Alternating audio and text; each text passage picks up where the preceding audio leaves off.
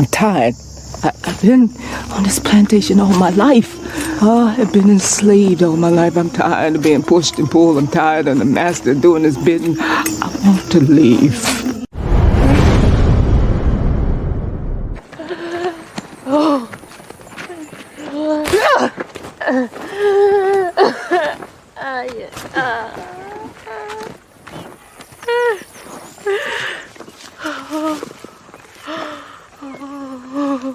You're doing this to yourself, Pats. You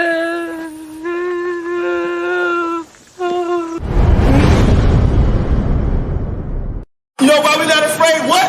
He's great in turban. Turban's destruction. Y'all think it come back in all peace? You got another thing coming. So we out here fighting for our brother. We ain't marching saying, yes, we can. No justice, no peace. Yo! Fight for your sons and your daughters. I'm not wrapped too tight. Got 400 years on my back. I'm angry dog. I'm black like that. Won't contact with you whites. And all the niggas I stand here with, they share my same sentiment. I'm fucked up tonight. Won't kill my brothers no more. Want all the smoke, motherfucker, popo. This is my battle cry.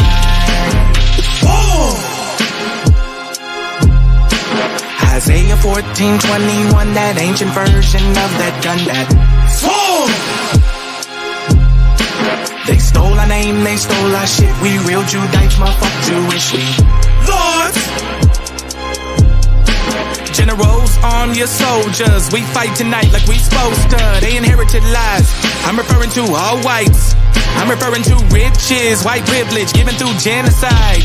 And they gotta pay for that. God say Jacob gon' take it back. I cry aloud, I spare not. This good bread, my sharecrop. This lily grew through concrete. We march to our own drum beat. We the chosen. No inclination to kick it with y'all. Raise Babylon to the ground, then watch it fall. Obadiah said you'll be wiped up for theft. These are just words, worry about what come next. It's for Negroes, Latinos, we better than all, not equal. My natives know red dot that feather. Me primo be smooth like that leather. Until it's time to bring the war dogs out, put the headdress on. War paint and I'm not wrapped too tight.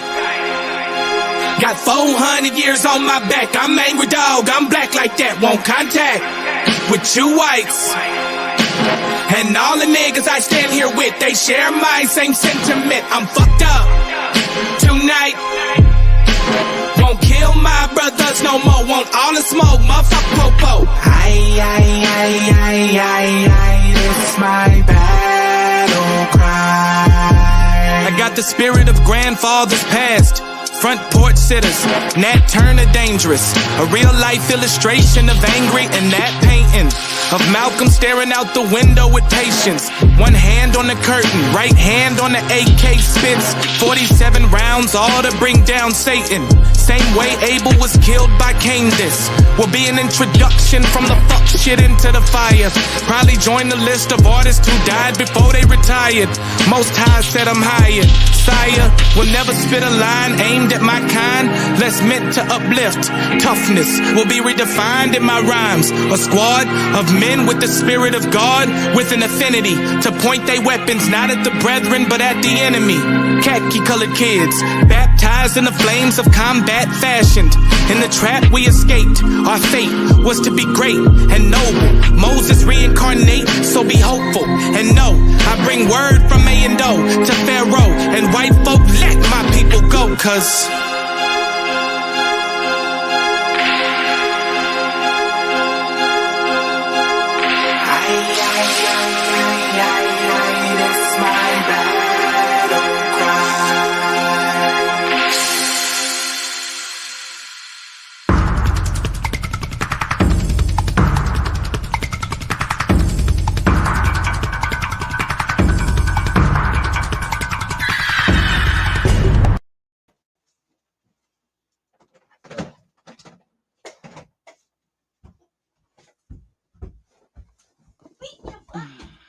all right, Israel. Shalom, Most High bless. Thank y'all for tuning in F.O.P. Israelite School. Elder Yehuda is going to continue on with the history of the Black Jews and a beautiful presentation. So whenever you're ready, Elder, you can share your screen and we can get started. Okay. All right.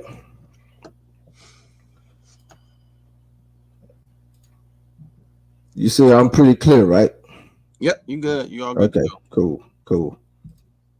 Shalom, Star, Lima, all the moderators, everybody, King Judah Show. Shalom, Neptali. Okay. Thank everybody. Hey, Shawshan, who's coming on with me? Who's coming on? Qanath going to be on, and Yavin and Kahan supposed to be coming on. Okay. A bit later. All right, hold on for a second. Okay. You good?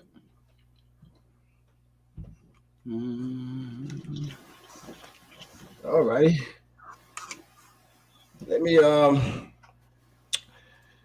to where I want to get to here. Bear with me for a quick second. You can go ahead and talk a little bit. Yeah, I took your screen down until you get to what you need. Okay, good. Thank you. Shalom, Aliyah, Most High bless. Shalom, Lima, Most High bless. Love you, sis. Love you, Star. How everybody out there doing today? I'm cool. I'm pretty good.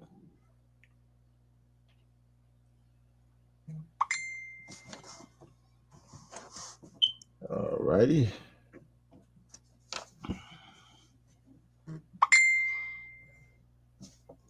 Sorry, my phone is going crazy right now.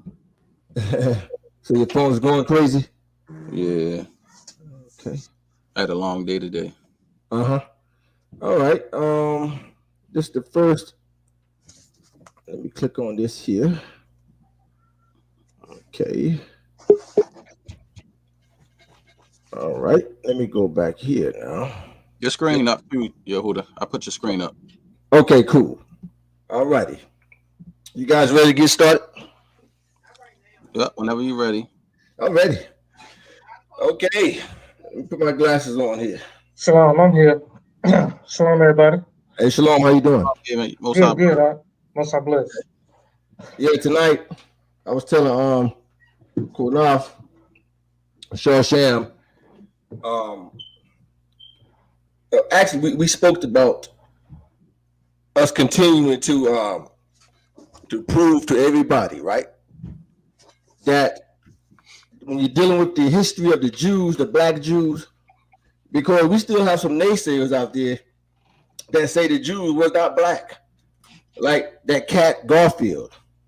So we got naysayers out there, even Hispanics, and they trying to say now that they are the original people, which is comical, because we all know through history, the Europeans, anybody who had a European phenotype, like these Hispanics who descend from Spaniards, actually, their forefathers are Spaniards. That's a fact. That's why they have the European phenotype. It is a reason why they have the European phenotype and not the Negro phenotype or a Semitic phenotype. So we're going to continue. I'm sorry. Go ahead. No, you good. I was just speaking to somebody. I was just telling somebody shalom. Okay. So we're going to continue tonight as we prove over and over through F.O.P.E's book that actually I'm going to print probably in the beginning. I would say 20 copies in the beginning. You know what I'm saying?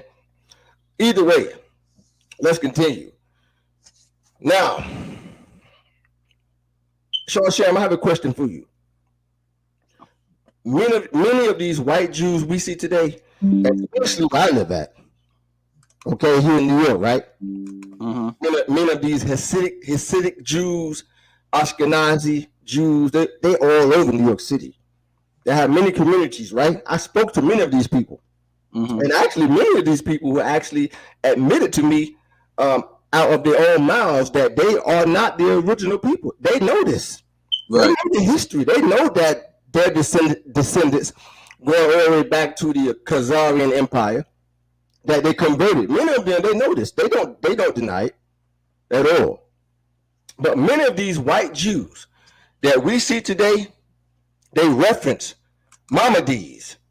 Okay, Maimonides was a real Jew. He also go by the name of Rambam, As you see here, you see the book right here on the screenshot, Shawshan? Come. Rambam, all these white Jews, all over the world, they all reference Rambam. Rambam say this. Maimonides say this. Maimonides said this. That's all they reference is this guy. All they reference is Rambam, or like I said, he also go by the name of Maimonides. Okay, now let's click on the next slide right here. This is a statue image, side view, profile of Moses Maimonides, aka Rambam. He was an early century black Jew. He is also mentioned in the Babylonian, from Babylon, or should I say from Babylon to Timbuktu by Rudolph Windsor. He's also referenced in his book, the same Jew that all these white Jews reference, Maimonides, aka Rambam. Now let's go inside the book that all these brothers like to reference. Everybody and their mama have a copy of Babylon to Timbuktu. Am I wrong on that, Shawshan, or am I correct? No, you're right. Everybody have a copy of this book, right? Fine. Okay. Inside the Babylon to Timbuktu, on page 113, anybody can go inside this book. Okay. I don't see how these guys overlook this stuff right here. They claim to be biblical scholars. IUIC, ISUPK, GMS, etc. When you look inside this book from Babylon to Timbuktu, referenced by a black scholar, by the way, that we all know, when you go inside the book on page 113, let's see what he says right here. Yaven, can you read this right here for me? In fact, I made a mistake on page 133. 133. If you can read this for me, Yaven, I would appreciate it. Moses, Maimonides. No, his name is pronounced Maimonides. It is spelled like that, but it's pronounced Maimonides. And once again, folks, he also go by the name of Rambam. Okay, Moses Maimonides, correct? Yes. Was the outstanding black Jew during the Middle Ages. He is known as. Stop right there, Yaven. Slow down just a little bit. I may stop, pause. I may stop you. Okay. It says that he was a what, Yaven? Outstanding black Jew during the Middle Ages. Outstanding black Jew. Okay, all of you who referenced from Babylon to Timbuktu, this is the man that all these white Jews talk about. All they talk about is this guy. It says he was an outstanding black Jew. Go ahead, Yaven. During the Middle Ages, he is known as Rambam. Mm-hmm. Rabbeinu Moshe. Rabbeinu Moshe ben Metamorphosis. Remember, Moses was born in Cordova on March 30th, 1135, the eve of the Passover. His father, Maimon, was an offspring of a great family of scholars and religious leaders. His family tree has been traced to Rabbi Judah, the prince, the composer of the Mishmah, to the royal house of David. To the royal house of David. This is a real Jew. He's not a convert. He was an actual real bloodline Israelite, in which they started to be called Jews during the reign or the time of the Roman Empire. But it says he was an outstanding black Jew. Let's go to the next. Read this right here, Yagen. While the Talmud and rabbinics were the chief subjects of Maimonides. He dedicated time to the sciences that were taught and postulated by the ancient Greeks and medieval Arabs. He received his learning under Hebrew and Moorish teachers. And before long, he was learned in the natural sciences, mathematics, medicine, metaphysics, physiology, and logic. And logic, right? Okay. Now let's go to the next. All right. Now, this is a statue of Maimonides. This is he right here. Okay. The thing about Maimonides, you can clearly see his Semitic features. You can also see that he is a brother. He's a black man. You can see his cheek. Look at his cheek regions. Like I said before, your brother Yehuda, I have a BFA in art. I specialize in art. Okay, you can clearly see through his high cheekbones, his Negro features, and his Semitic nose right here. Now, all black people, let's get this straight too. The reason why you see a lot of black people with broad nose is because of the mixing in with Hamitic peoples.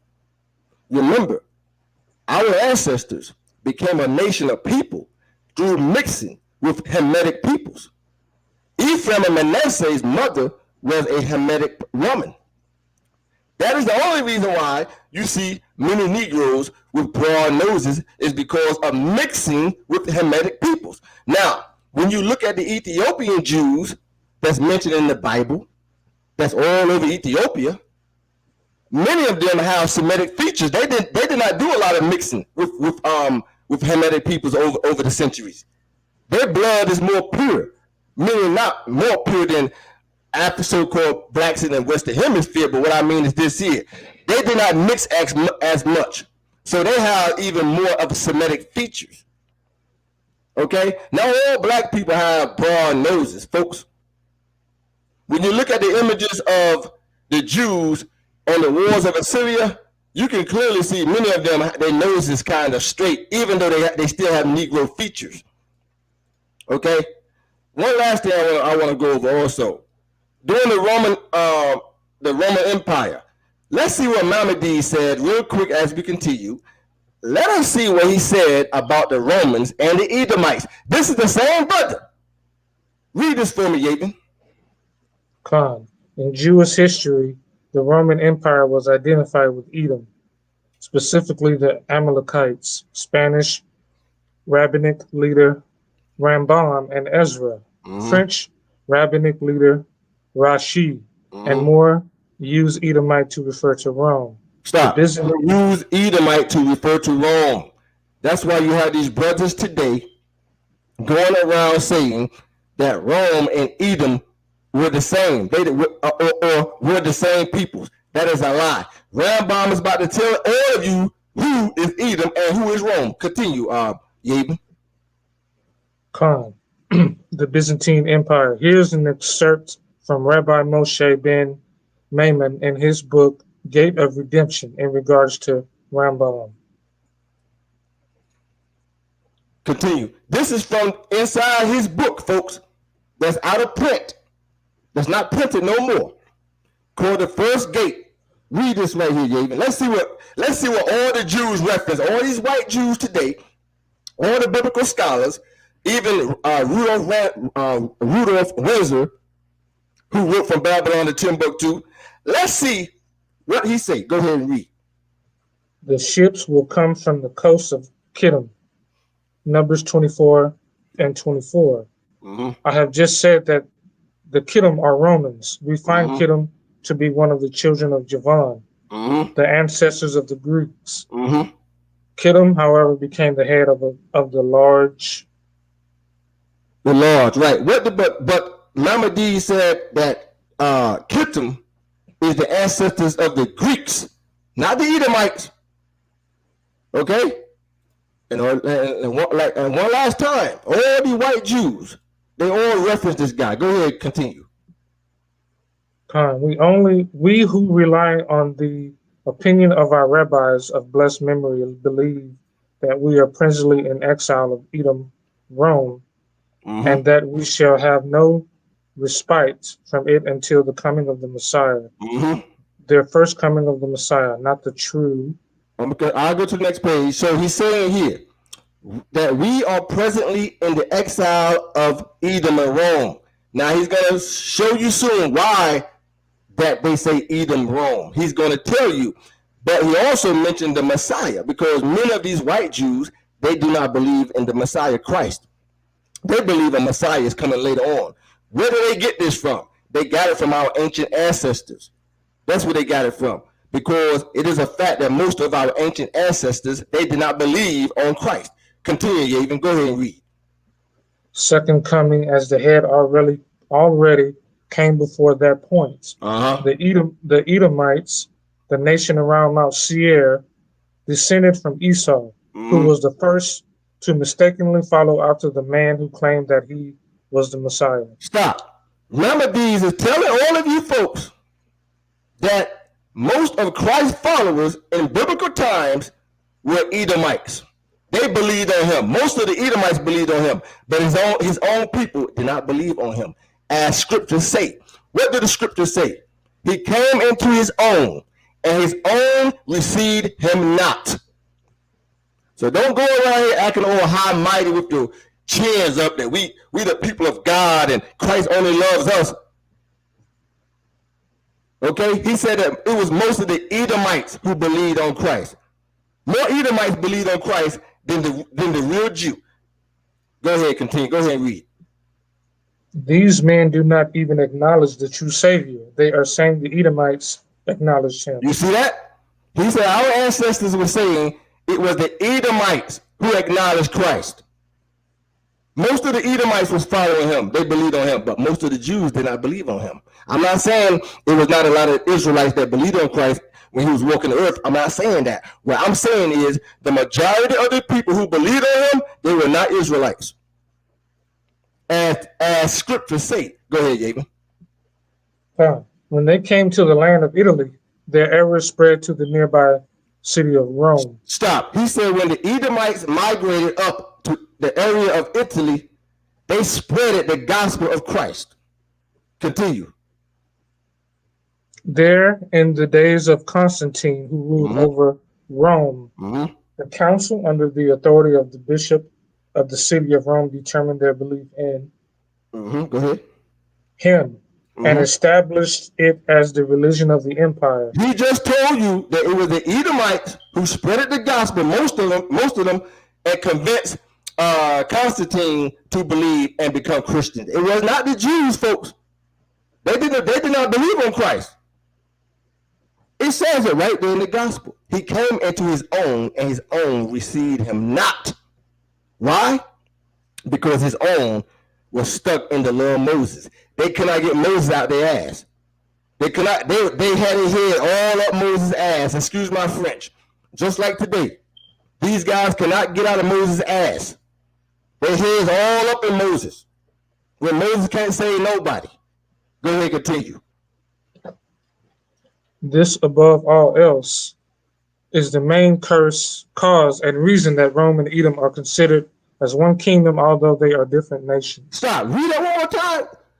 I don't think people caught this. Read it one more time. This is the reason, folks. Listen clearly. He's telling you that the Edomites and Rome were not the same people. Go ahead and read it one more time.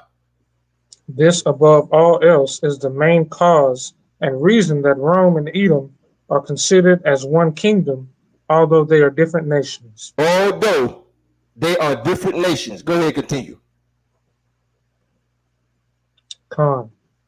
In spite of that difference, they are related because of their uniformity of belief, which makes them one people and one nation. They what's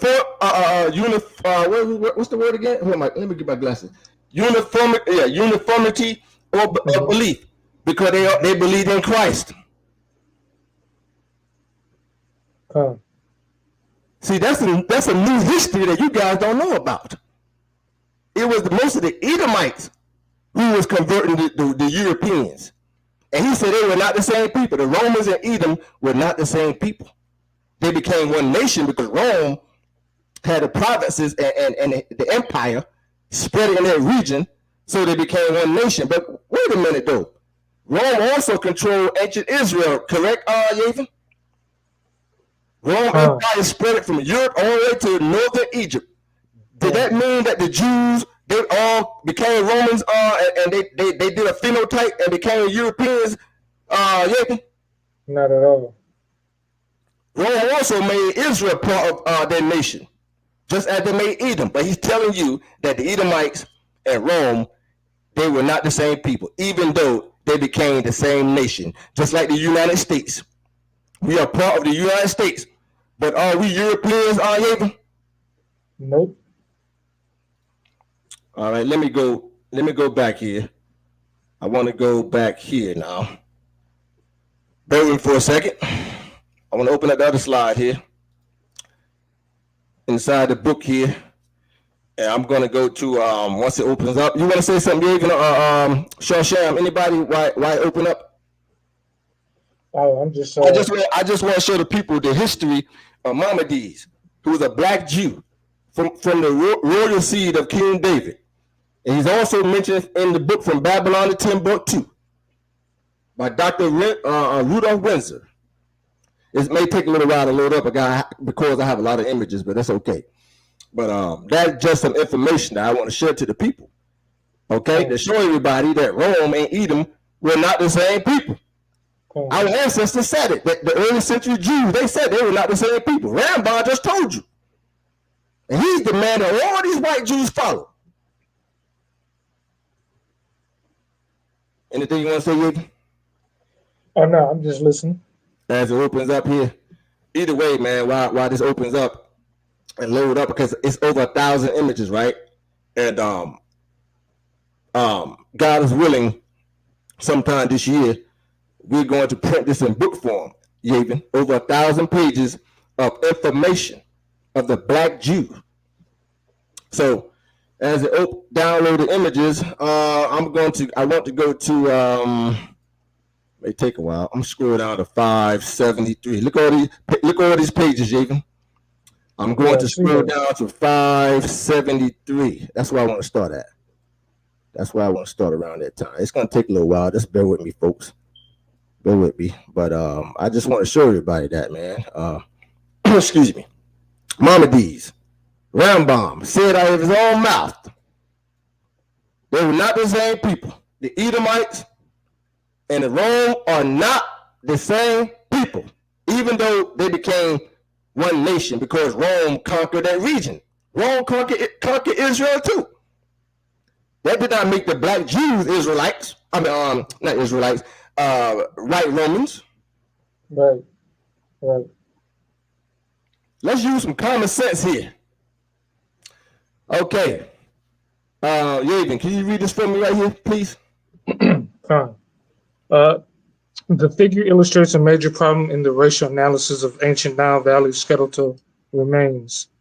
The Nubian skull has hair attached that is clearly characteristic of Africoid variants. Yet, in the absence of the hair, this... I'm sorry. Hold on a second, Javen. Hold on a second. Bear for 1 second here. This thing is moving too quick here because I got so many images. Hold on a second. Bear with me for a quick second here. Quick second. Okay. All right. Okay. All right, cool. Okay. So Yaven just read this here, right? Showing you this old skull of a Nubian. It says a Nubian skull, right? And you can clearly see it is a Nubian skull, correct, Yaven? And you can see the phenotype. You can look at his side profile. You can clearly see that this is a Negro, right? Read that for me right there, Yaven. The Hebrew human skulls compared to others. The Hebrew human skulls compared to others, right? Dolichocephalic. Let's dive into that one more time as we continue the presentation. Dolichocephalic section.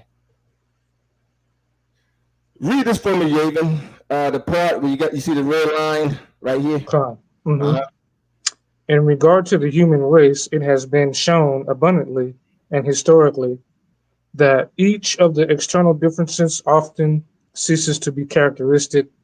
Thus, the black color is found not only in individuals as the Black Jews of Portugal, but in tribes as the Bikaris, I think that's what it says, on the Red Sea. That's good, on the Red Sea, but it's letting you know right here that the Negro and Black Jews, it says of Portugal, have the dolichocephalic skull shape. No other race. No other race have this right here. Okay, dolichocephalic skull shape. Let's get that straight. No other race but the Jew, the Black Jew, the Israelite, they have the dolichocephalic. Okay, read that for me, Yavin. Dolichocephalic definitions. Con. Number one, dolichocephalic, having a relatively long head with the cephalic index under 75. Number two, dolichocephalic, an adult with a long, narrow head. When it says long, narrow head, it's talking about, you see the side profile, Yavin? You see where my cursor is going right here? You see how his head is kind of long in the back? A lot of black men got heads just like this. A lot of brothers got head that's shaped just like this. Yeah, my little cousin. Right, this is your dolichocephalic. This is your Semitic shape. Okay, that's what it's talking about when it says long head. I read this part, Yavin. Excuse me. It says dolichocephalic. Long headed pertaining to a long head as a dolichocephalic person or race. A dolichocephalic skull. This word is applied in ethnology to the persons or races having skulls, the diameter of which from side to side or the transverse diameter is small in comparison with the longitudinal diameter, or that from front to back. Okay, but I'm just giving you a definition of the dolichocephalic. And matter of fact, it says right here too. It says the West African Negro presents an example of the dolichocephalic skull. Okay, and who dwell in West Africa? A lot of Semitic peoples dwell in West Africa. A lot of Black Jews dwell in West Africa as well as East Africa. Okay. It says right here, the skull shapes of Black Negro Jews, physical characters. Let me start reading here.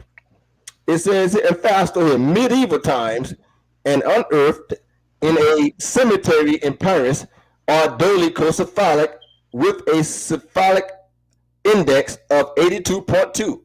Only 2 of these skulls are dolichocephalic. So it's saying where the cemetery is at, only 2 of these skulls that was dug up was real dolichocephalic, meaning there was Black Jew or Black peoples. While 7 have index of 80, etc. Of the other skulls investigated, it appears that most of those derived from Sephardim, meaning the Sephardic, etc., or Spanish or Portuguese Jews are dolichocephalic. You want to say something, Yaden? Not at all. I mean, that's just the dolichocephalic is really a one-hit quitter. For anybody trying to come with a 12-chart chart on the other, or any other doctrine to try to usurp the identity of the Most High people. Right, exactly. It can't get around this right here. Proof skulls of Egypt. Right? Let's see what says this article here. Cranial Egyptica. Observations of Egyptian ethnography. Okay, let's go inside and see what it says right here. Yavin, near the top where it has the yellow, can you read that for me? Or can you see it? If not, I'll read it for you. I can see it. The true Negro confirmation requires no comment, but it is necessary to observe that a practiced eye readily detects a few heads with decidedly mixed characters, in which those of the Negro predominate. For these, I propose the name of Negroid cranial. Negro cranial, right? I read about them. It says right here, we proceed in the next place to analyze these cranials. So this man, when they was in Egypt, Yavin, they was going and traveling all over Egypt, right? Digging up skulls. So he says here, we proceed in the next place to analyze these cranial individually, arranging them for the purpose of conveyance into 7 series according to their sepulchral, localities beginning with the Negropolis of Memphis in the north, right? He said first series from the Memphis Negropolis. A. He says that the pyramid of 5 steps that collected skulls there. Sakaria generally. Front of the brick pyramid of Das Hour. And then it says D. Northwest of the pyramid of 5 steps. So basically telling you where they collected these skulls from, right? That's what he's basically saying. But let's read the part right here. We have the most unequivocal evidence, historical and monumental, that slavery was among the earliest of the social institutions of Egypt, and that it was imposed on all conquered nations, white as well as blacks. See that? So numerous was unfortunate class of persons that it was the boast of the Egyptian kings, recorded by Diodorus, that vast structures Luxor and Qanath were erected by the labor of foreign alone, of Negro slavery. Look what it says here, David. Of Negro slavery, in particular, the paintings and sculptures give abundant illustration. Abundant illustration. Let me read it one more time. Of Negro slavery, in particular, and paintings and sculptures give abundant illustration. Okay? So later you know. But watch this here. Now that we read that part, it says here, George M. Frederickson was an American Edgar E. Robinson Professor of U.S. History at Stanford University from 1984 until the time of his retirement in 2002. Okay, 2002. In the 1840s, Morton collaborated with George R. Glidden, an Egyptologist, who provided him with mummy heads and information about the racial significance of Egyptian tomb inscription. So this man right here, Yavin, Dr. Morton, he was a racist, by the way. He was a racist. All he did was collect the skulls, Yavin. He studied the skulls, right? He collected the skulls also in America, and he dug up the Negro skulls, and he studied them, right? And he also labeled them dolichocephalic. But watch this, Yavin. Dr. Morton, he teamed up with the Egyptologists in Egypt, who also collected skulls, and they compared the skulls, Yavin. They compared them, and guess what the outcome was, Yavin? They said it was a perfect match to the ones in Egypt. Right? Exactly, it was a perfect match. It says here, as abolitionists and colonialists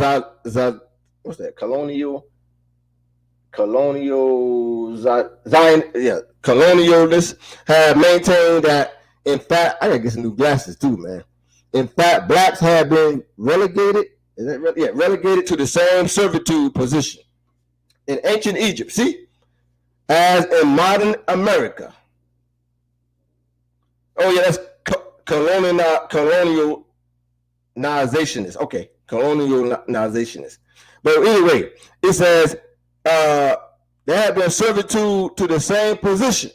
Then it says Dr. Morton did discover it that the Negroes that were serving in slavery in America, they served the same position and servitude in ancient Kemet or Egypt when he matched other skulls and the other remains. Okay, so there was a perfect match, showing you that our people was indeed in ancient Egypt.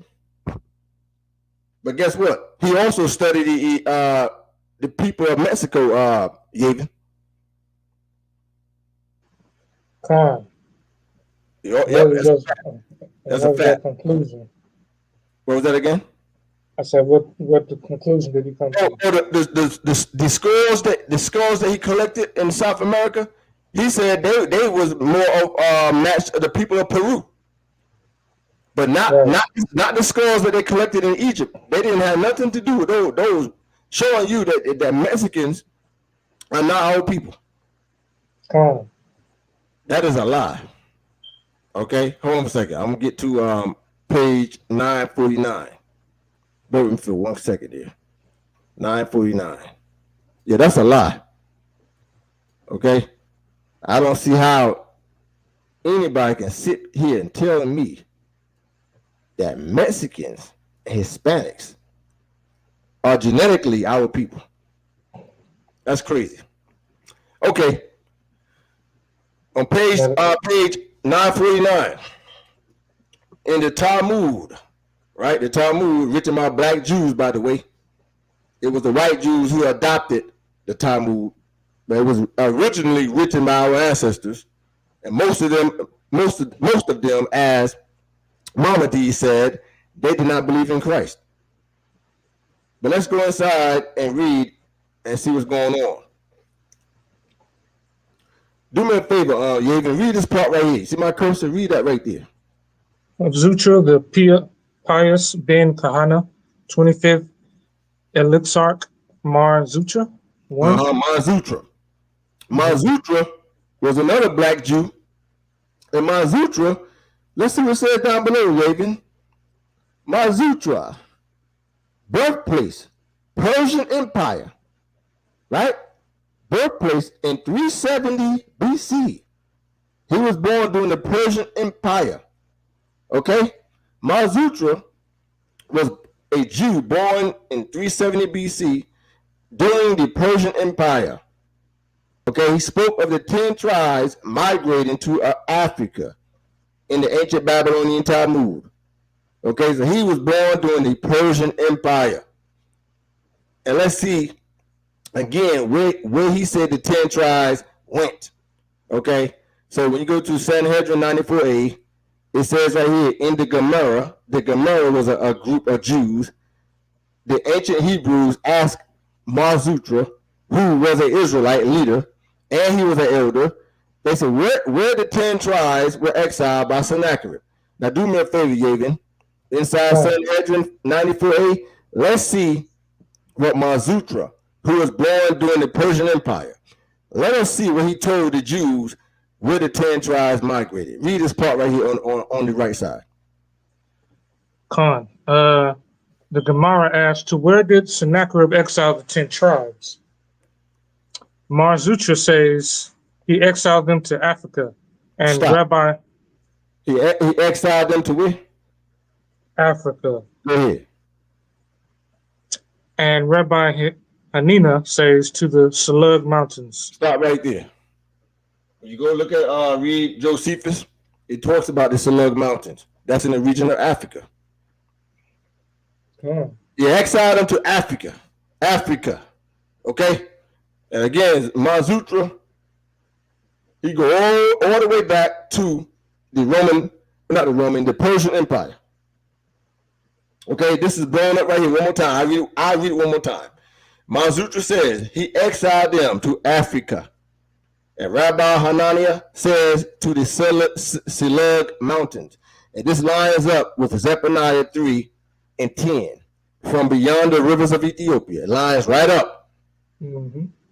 Okay, that's how we know the Bible is true. And Negroes lie all the time, especially when they have an agenda. When they have an agenda, they lie all the time. Oh. Hey, Yavin, can you see this part on the right here? Can you see this text right here? If you can see it, read this right here for me. The Igbo are decentralized group of clans that have a tradition that they migrated from a northern area and are of the 10 tribes of Ephraim, Naphtali, Manasseh, Levi, Zebulun, and Gad. Go ahead.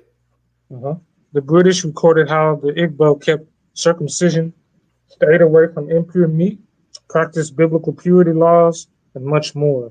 Their old traditions are called Omenana, what to do in the land.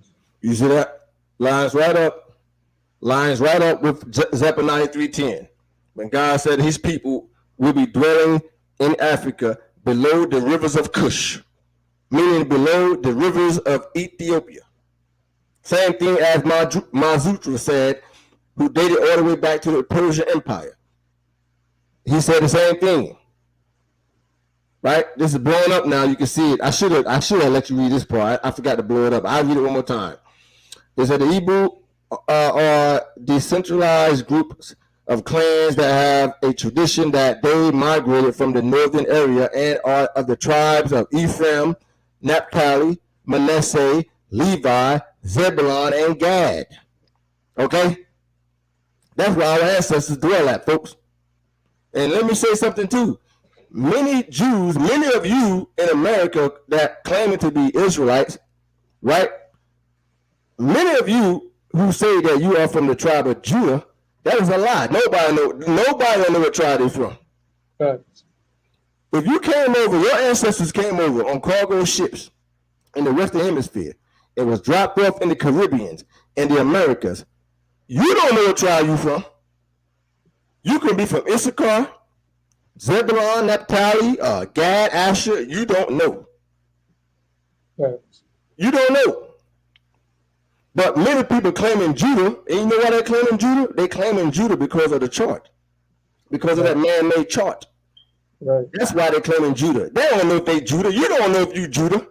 Nobody know. Right. Again, you can be from any tribe. You do not know. Okay, you do not know. Read this for me right here, Gabe. The children of Israel were not white, were not black, but boxwood. Okay, this guy here, you all know this guy right here on the left side, right? Harry Rosenberg. Mm-hmm. Okay, I think this is the same guy that Sarnetta also had on his show. This white Jew. He said that the children of Israel were not white, but he was quoting. I'm gonna show you guys who he was quoting. They were not white, were not black, but boxwood. Now you see how they try to play on words. They try to play on words, but they were not white though. But then again, they were not black though. But then again, there was boxwood. But wait a minute. Right. Let's use some common sense here, folks. Now we are going to get educated tonight. Yehuda's going to take us back to school tonight. Just as I was teaching in Jersey. I had to travel to Jersey every morning to teach. In Newark, New Jersey, I taught in Newark, New Jersey for 5 years. Okay. He said, well, the Jews wasn't white. We all know they was not white. And then he said, but they were not black either. You see how they try to play with words, Jacob? Exactly. And then he say, but there was boxwood. But wait a minute. The word black, now we know there are no black people on this earth. When I say black people on this earth, I'm talking about the color black that you use to paint. You will never find no black person you'll find some people in Africa that's so dark that they, they real dark. Right. Talking about a solid black. You will never find a human being that's a solid black. You will never find a human being on earth that is a solid white. Show me a human being solid white and I give you. I listen. I die. I commit. Nah, I'm not gonna say that. show me a person on this earth that's a solid white color. Right. Show me a person on this earth that is a solid red color. Have you ever seen a solid red color person? Nope. It don't exist. That's how you know these guys do not have no scholarship when they talk about Esau being the white man. Excuse me, because what it says in Genesis 25:25 that Esau came out red. There is no such thing as a red human being. You will never find no red human being walking this earth. Right. So it says the Jews were not white, but they were not black. There was boxwood, but wait. When you look at the color of boxwood, Yavin, it is the color of black people. Exactly. Okay? Exactly. Mm-hmm. Whenever I paint black people as an artist, and you can ask any professional white artist, whenever they paint black people, we use red and brown. When we mix and paint black people, I use a lot of brown and red. I use the red for the undertone because we are a reddish brown complexion, which is also ruddy, which is also red. It is interchangeable. The word reddy is interchangeable. It's the same thing. Mm-hmm. Okay? So you see this picture right here of this white guy, this white Jew? Mm-hmm. He's holding a picture of Moses because he teach that the Jews are black. He's holding a painting. I actually seen this painting before. He's holding this painting of Moses as a black man. Okay? Because the Jews was black. But when you go back to this guy, he say the Jews were not white. They were not black. There was boxwood. Boxwood is quote unquote black. But you see how they try to play on words, right? Right here. Yep. Okay. Now let's see who he quoting right here. I'll read this part here, right? It says here. I'm gonna show you guys who this white guy Rosenberg was quoting. It says here, our Mishnah, he was quoting out of the Mishnah. Our Mishnah deals with the problem that the color of, negum appear differently depending upon the skin color of a person being examined. This could determine the objectivity of the examination.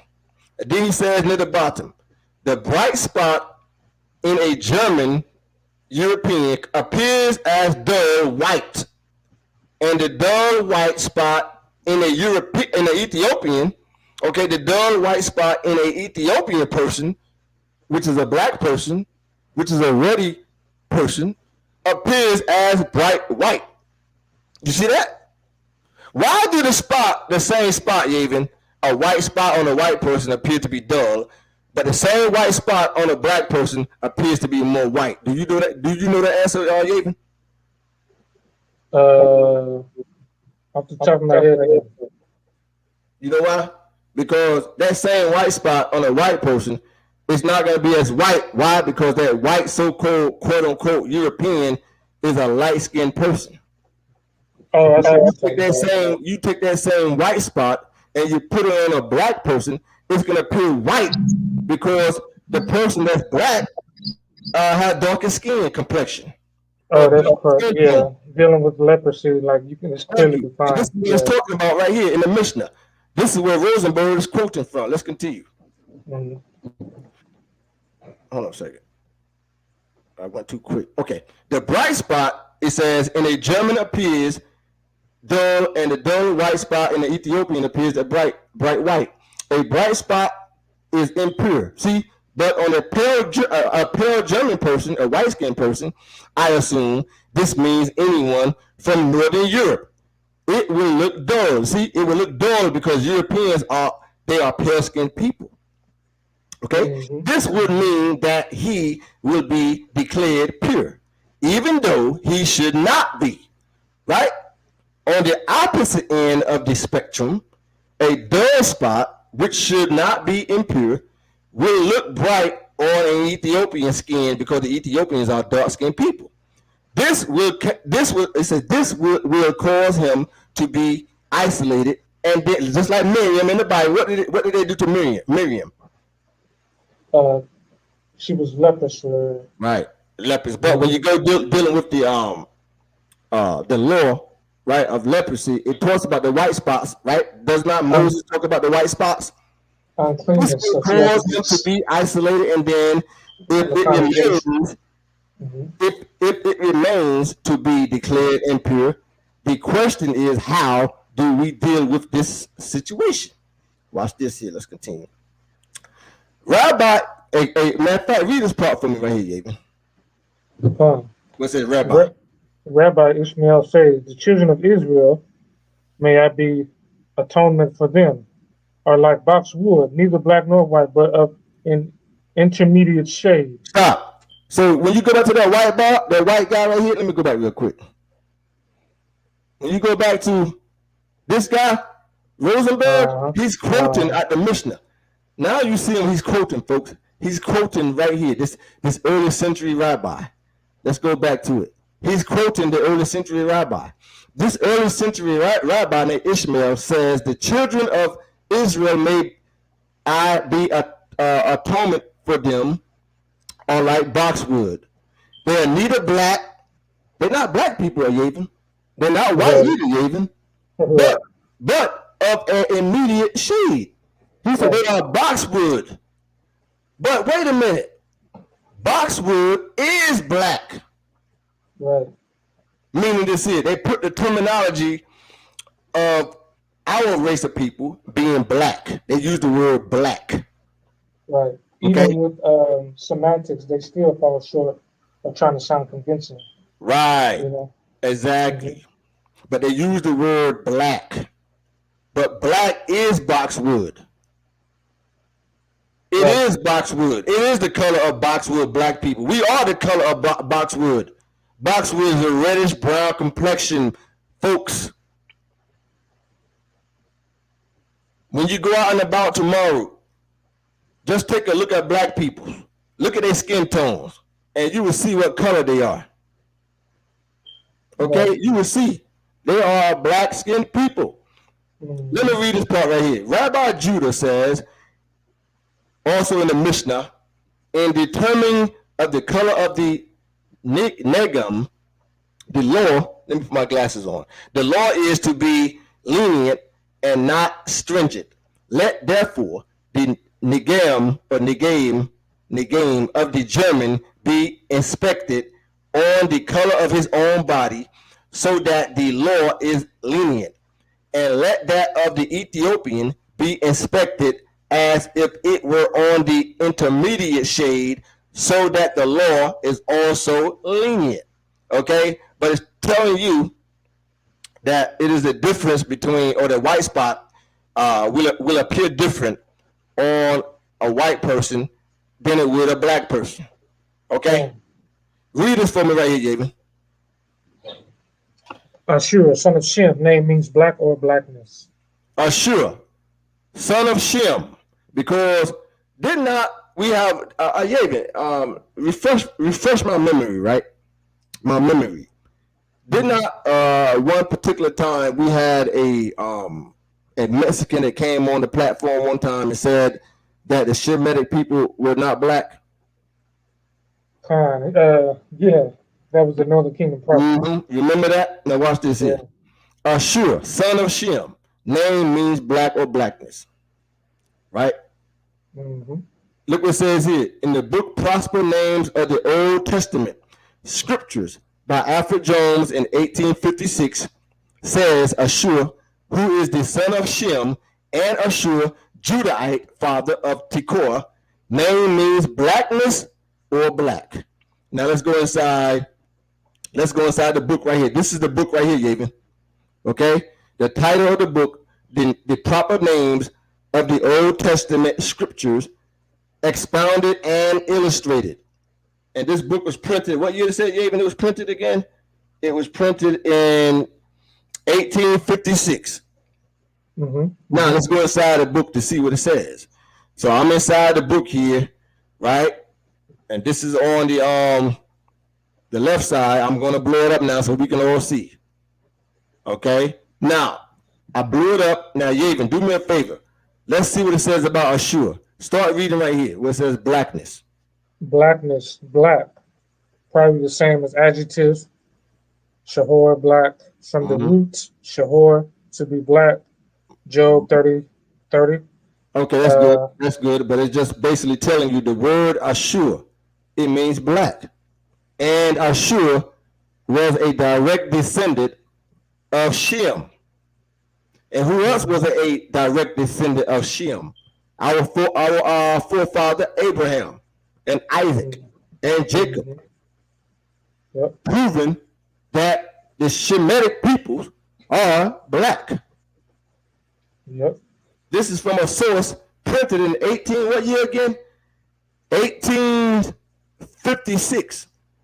Okay, from the again, the name is the proper names of the Old Testament scriptures expounded and illustrated. Okay, showing you that the word Ashur means black. Now let's continue. Do me a favor, Yavin, read this right here for me. Khan. Earlier, the Kassites had migrated into the northwestern part of Elam, more Indus Valley refugees. By 1800 BC, they had begun a westward movement toward the Mesopotamia from Elam. They at first tried making war, but after their defeats by Samsuluna and Abishu, they instead quietly filtered into Mesopotamia and established their own towns and principalities. With the fall of the Amorite dynasty of Hammurabi, they found their opening and were able to gradually take over the whole Mesopotamia. It was the Kassite king Ulamburesh who later campaigned in the south and finally defeated the Sumerian princes in the sea land, Chaldea, in 1450 BC. Right. And it says here, earlier the Kassites had migrated into the northwestern part of Elam. Okay, by showing you the Shemitic people are black. We're a black race of people. The Jews descend from Shem. We all know this, and we descend from Ham. As much as many of you don't want to hear that word Ham, which is comical to me, being Ephraim and Manasseh's mom was a Hamite. Okay, Judah married a Canaanite woman. We came out of Egypt mixed with Hamitic peoples as a race of people. How could Yavin, I have a question. How could the nation of Israel, right? How could we get started as a people? Okay, if Jacob had 12 sons and one daughter, which was Dinah. Some people pronounce her name Dinah. Either way, if she was the only female in the of Jacob's kids or children, right? If she was the only female, how could his sons start the nation, Yavin? Well, I have a question. Could Jacob's sons, could they have started the nation by sleeping with each other, Yavin? Not at all. They had to start the nation somehow, right? Right. They had to get some kind of women, right? They couldn't all sleep with Dinah. So let me get this right. So all the sons of Jacob, they was gonna team up and run trains on Dinah and have kids by her, huh?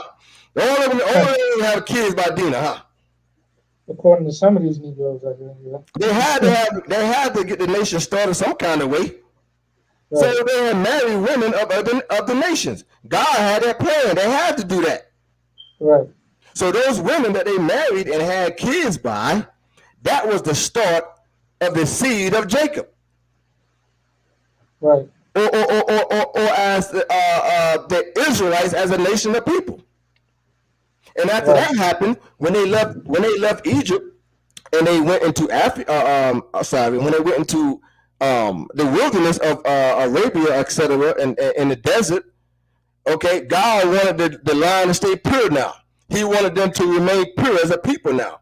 That's when he laid down the laws to Moses, telling them not to mix their seed with other nations because he wanted them to remain pure. Either way. You see this right here? You see this right here, Yavin? Yeah, that's This facts. is the head of a male figure, right, in Assyria. Another Semitic man. Now, here's the thing, Yavin. They're not sure if this is a Semitic man. Well, they know it's a Semitic man. Let me back up for a minute. They know that this is a Semitic man, right? But they're not sure if this is a Hebrew Israelite. Not. They don't know that yet. They said more likely he was a regular Semitic black man, but they're not sure if he was an Israelite man. Right. You can see the black features all over But you the can face. clearly see his Negro features as a Semitic man. But that Mexican came on and said that the Semites were not black, Yavin. Right. Right. Okay, same thing here. I don't really have time to read all this stuff, but this is the same image right here. This is on page 968. So whenever we print the book, the first copies, you guys go to page 968. You can read about this figurine head right here.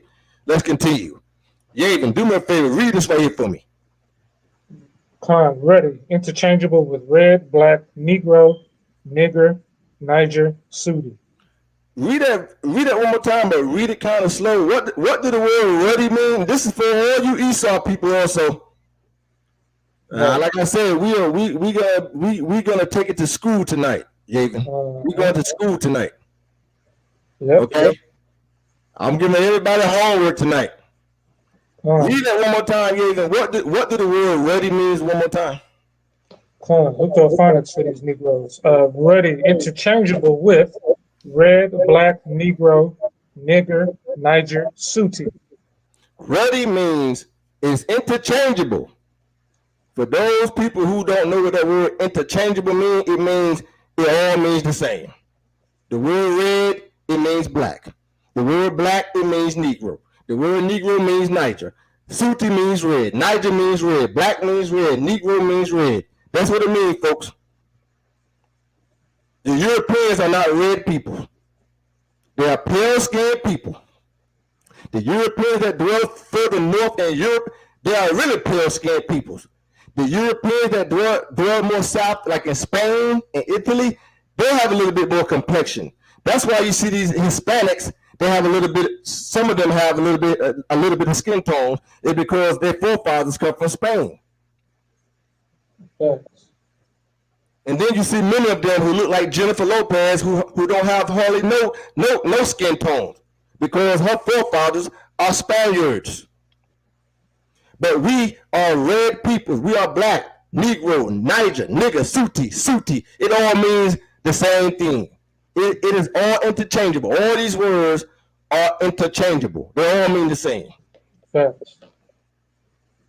Read this for me right here. This is from our book right here, Yavin. I have this book. Okay? This book here is the International, I have a whole series, the International Standard Bible Encyclopedia. This is volume 4, letters Q through Z. Let's see what the word ready means, Yavin. Read that for me. Ready. Red color of blood. An adjective used to describe healthy reddish skin. The dark-skinned Hebrews. Used to describe a healthy reddish skin. Let your brother Yehuda repeat that one more time. The color of red, it is a healthy reddish skin. When the white folks go out in the sun and they don't put no suntan lotion on, their skin burns and peels. Their skin don't look healthy. Naturally, like the black people's skin, we naturally look healthy. And glowing. Our skin glows. Look at a black person in the summertime walking down the street. Their skin look glowy. It look like it's glowing, shining. Read it one more time. An adjective used to describe healthy reddish skin. The dark-skinned Hebrews found great beauty in a reddish complexion. Stop. The dark-skinned black Hebrews found great beauty in a ruddy complexion. meaning red, black. Go ahead, Jacob. The RSV and EV have replaced the AV's use of ready. Stop. The RSV, that's a Bible, and the NEB, that is a Bible, have replaced the AV use of ready. Meaning this here, folks, when the Masoretic Jews, the white Masoretics, when they first translated the scripture, the words was used originally ready. You can ask any ancient scholar. They even got old Bibles printed in Genesis 25:25 that says Esau came out ready. What the Masoretes did, folks, and King James, who are King James scholars, also King James scholars, and the Masoretic white Jew, what they did, they changed the word from ready to red. And the reason why they did it, go ahead and read why, Yaven. Start right here. And it says in Genesis 25:25. Start right there. Let us see now the reason why they changed the word. Go ahead, Yaven. In Genesis chapter 25, verse 25, with red, the reference here is to Esau's hair rather than to his skin color. The reference to Genesis 25:25 is what? Read it one more time. The reference here is to Esau's hair rather than to his skin color. When you read Genesis 25:25, the reference is to Esau's hair rather than his skin color, because they wanted the reader to know that Esau was red all over. Meaning this here, folks, Esau was ready all over. He was a ready man from head to toe. He was reddish brown from head to toe. His hair was red, like a reddish brown complexion. He was a ready man from head to toe. That's what this means.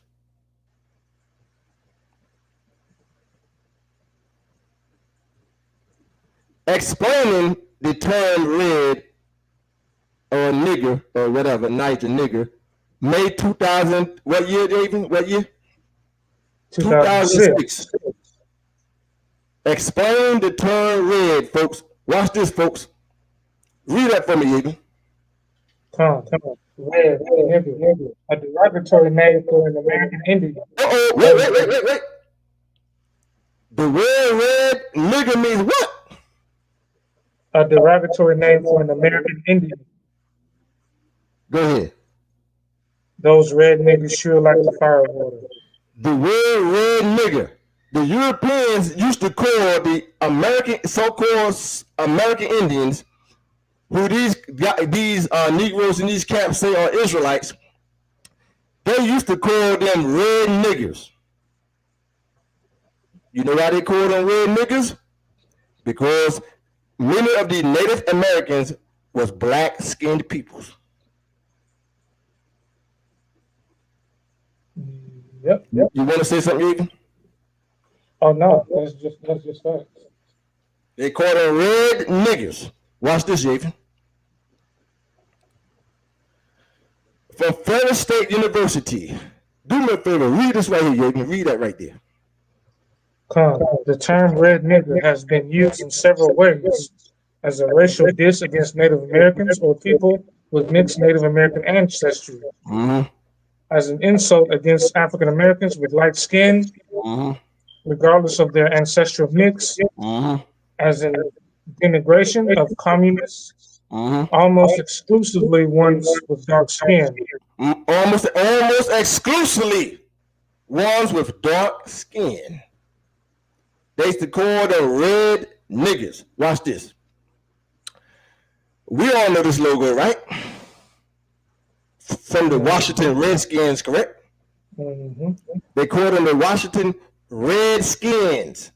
But look at the logo. What color do you see right here, Yeager? What color is this Indian right here? Reddish, black with a yellow circle. No, to his skin tone. Oh yeah, ready. He's a reddish brown man. He's a black man, reddish brown. He would what you would consider a black person. black skinned person, which is reddish brown. That's why they call the redskins, showing you that the black people, we are red. We the ones that are red, not the white people. Right. We the ones that are red. That's why they call the black Indians red niggas. Right.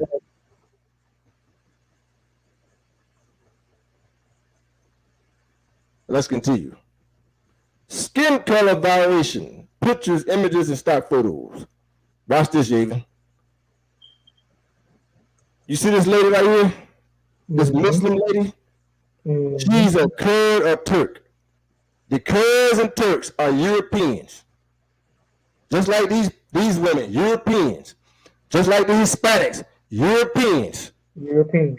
Okay? This black woman, she's the only one that's ready with a reddish brown complexion. Just like the dictionary, what did the dictionary say? The Hebrews had a reddy complexion. Only the Hebrews is red with a reddy complexion. Nobody else. Exactly. In fact, I go back one more time. Watch this. One more time.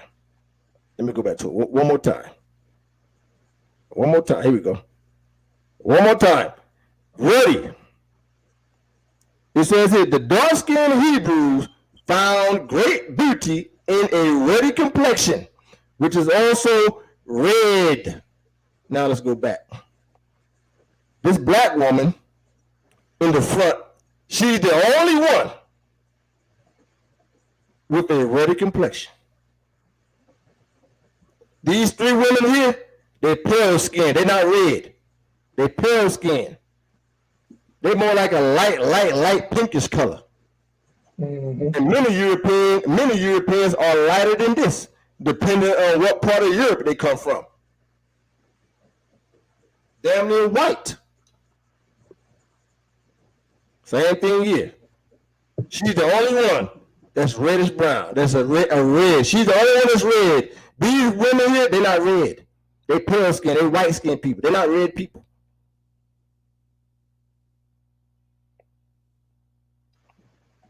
Yep, she's the only one. Same thing here.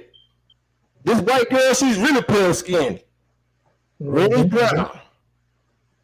She's the only one that's red. This black girl, she's the only one. You can see the red undertones coming through her flesh. She's the only one that's red. I told you we're gonna get educated tonight, Yaven. Oh yeah. Watch this, Yaven. Do me a favor. Read this right here, Yaven. The Book of Lamentations, 4 and 7. Her Nazarites were purer than snow. They were whiter than milk. They were ready in body than rubies. Okay, her Nazarites, they were purer than snow. They were whiter than milk, meaning they was righteous. That's what it means. Inside, they was righteous. That's why it says whiter than milk. But then it says here, they were more ready in body, meaning their whole bodies was ready. Than rubies. What are the rubies? These are the rubies right here, which are a reddish brown complexion, especially the one right here on top. Reddish brown complexion, which is the complexion of black peoples. Only the Hebrew Negro is a reddy complexion. Yep.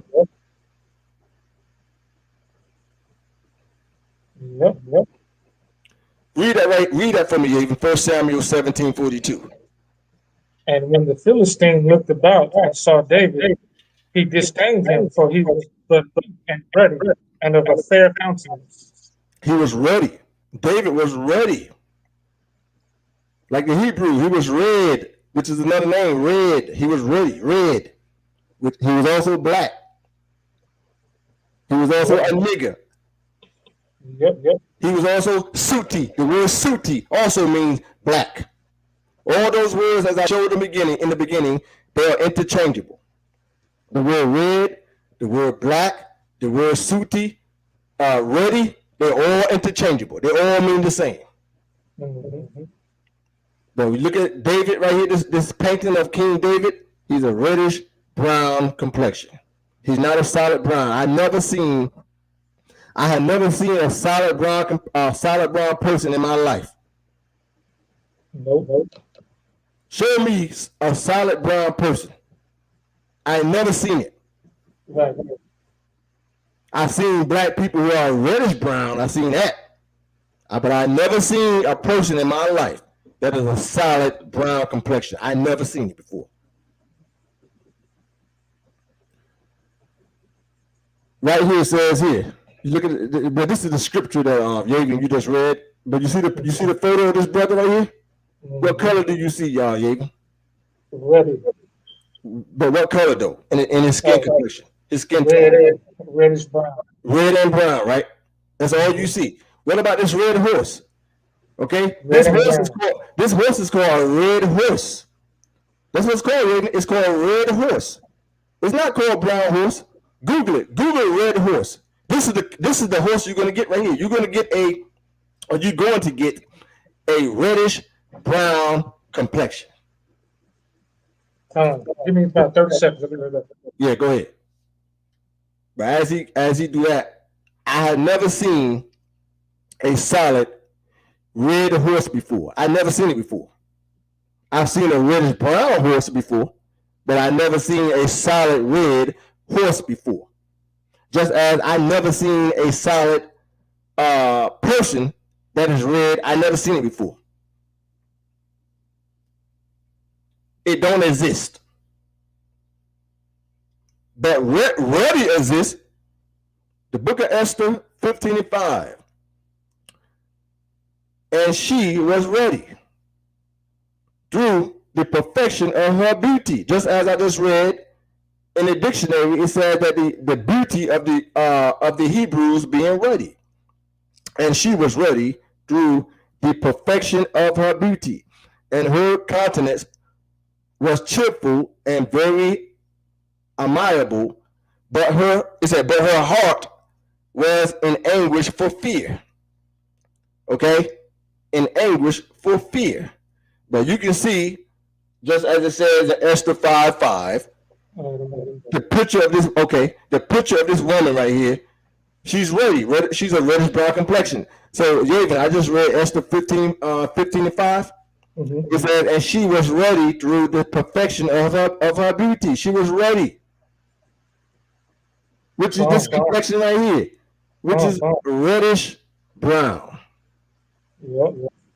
Same thing here. You see this white lady and you see this black lady. Which one is red, Jacob? The Hebrew Israelite one. The Hebrew Israelite one is red, just as it said in the dictionary that I showed everybody. She's the one that's red. She's the one. Not this white lady. See, these brothers and some sisters, they have it twisted, man. Yep. Same thing here, Javen. Mm-hmm. She's dark skinned, and you still can see her red undertone. Yep. All on her face. You can see it. Mm-hmm. Mm-hmm. She's ready, folks. She's black. She's a nigga. She's red. She's sooty. All the same. Interchangeable.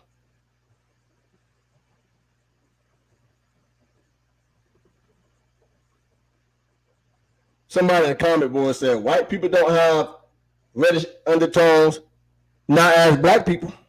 No, they do not. They do, but not like black people. We the ones that's ready. I just showed it to you. We the ones that's red and ready. They're not considered ready people. They pale skinned peoples. Right. They are not considered ready people. Ready is red. Right. We the one. We are more red than any person on this earth. Yep.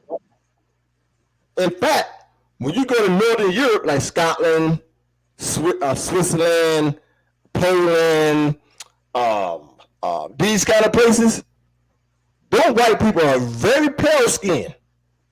Mm-hmm. They're more white. Now, when you go to further Europe, like Spain, Italy, you'll find some Europeans that has a little skin tone, but they still Europeans. But guess what? They still have to use suntan lotion when they go out in the sun. Same thing with Hispanics. They have to use suntan lotion. They have a very high skin rate of cancer. Right. The Negro, the red, we're the only people who don't get skin cancer like that. We don't need suntan lotion. They do. The Hispanics need suntan lotion. Even the Mexicans, I'm gonna show. In fact, I show it another time. Even Mexicans can't stand the sun like that for a long time without putting on suntan lotion because they're not ready. Right. Inside this book right here, as we move along, right? This book here was printed in 18. Hold on a second. I need my glasses here. I think that's 1807. 1807. Let's go inside. It says here the buffoons' national history. Let's go inside. Let's see what it says. Okay, let's blow it up here. Do me a favor, you can start reading right here where it says he. Okay. He remarks further that in Egypt there is a shrub called alcina, the leaves of which dried and powdered make a reddish yellow color, which the women of Turkey use to color their hair, hands, and feet. Mm-hmm. With this, they also tinge the hair of their infants and the manes of their horses. The Turkish women employ every art to add to their beauty, as do also the Persians. But the articles they use are different, as the men of the former prefer red, and those of the latter brown complexion. Those of latter brown complexion, right? Showing you that people of brown complexion also are red. Okay, but let me go back here one more time, because we got a lot of ignorant people, boy. I tell you, black people. Listen, when God said that his people are stupid, like in the book of Jeremiah, he was not lying, boy. He was not lying. Let me show people this one more time. One more time. This last time. Last time. I'm almost there. Hold on a second. Right here.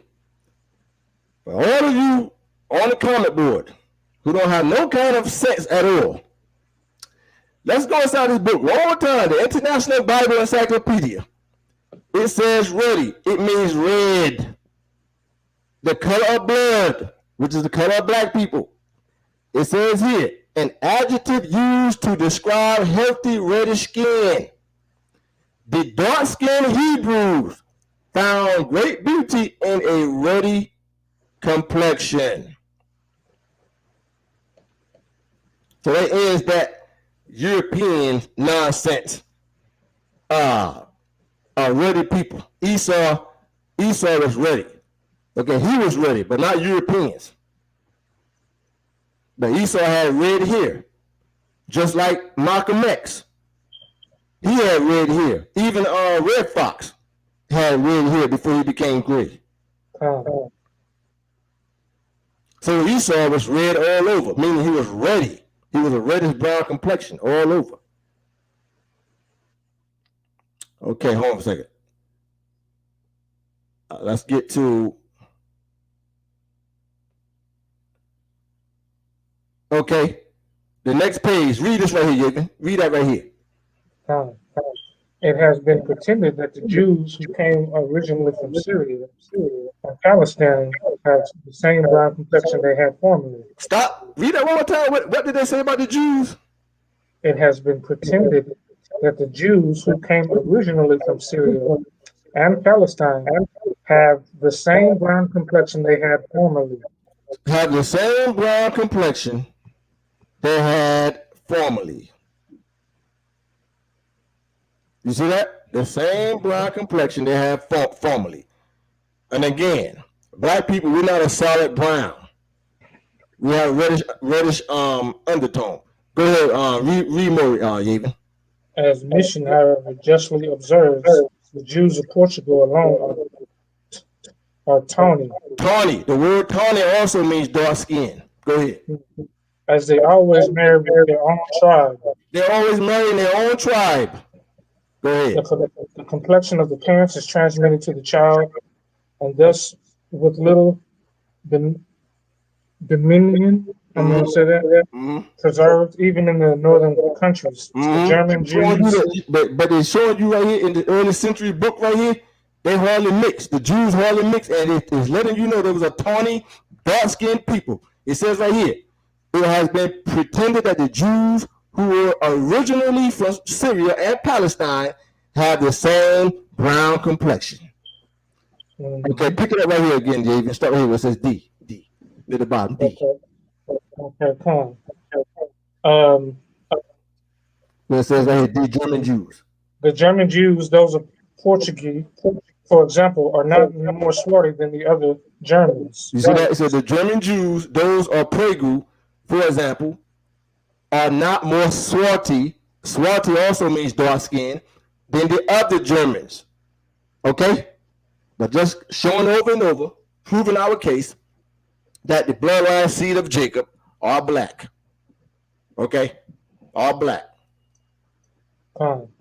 Let's go inside this right here real quick. The untold story. The untold story. Okay, let's see what it says. Zephaniah 3:10. I'll read it. It says here, Shinar, and from Hamath, and from the islands of the sea, the scripture confirms that how the chosen people, or says, or detached remnant lived among each countries. The prophet Zephaniah in chapter 3 and 10 says, from beyond the rivers of Ethiopia, my suppliants, even the daughter of my dispersed, they shall bring my offering. Okay? We can read about that, bringing their offering, right? It says right here, in the same chapter, verse 19, behold, at that time, I will undo all that afflict thee, and I will save her that haunteth, and gather her that was driven out, and I will get them praise and fame in every land where they have been put to shame. At that time will I bring you again, even in the time that I gather you. You can read about this in Zephaniah. For I will make you a name and a praise among all the people of the earth. When I turn back your captivity before your eyes, says the Lord, it is clear that the Hebrew prophets as well as the historians knew that the Hebrews were in Ethiopia and Egypt. And also in ancient times, many parts of what we call Africa today was known as Kush. Was known as Kush.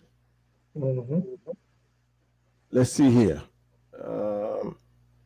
Yeah, let's read this part for me, Even. Starting at the top. Yes, sir.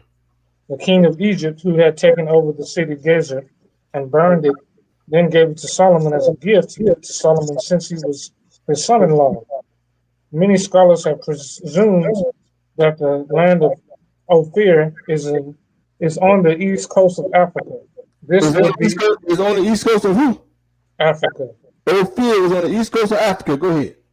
This would be in Ethiopian territory. Ethiopian territory. Go ahead. It could be extremely practicable that Solomon would establish trade colonies along the east and west coast of the Red Sea.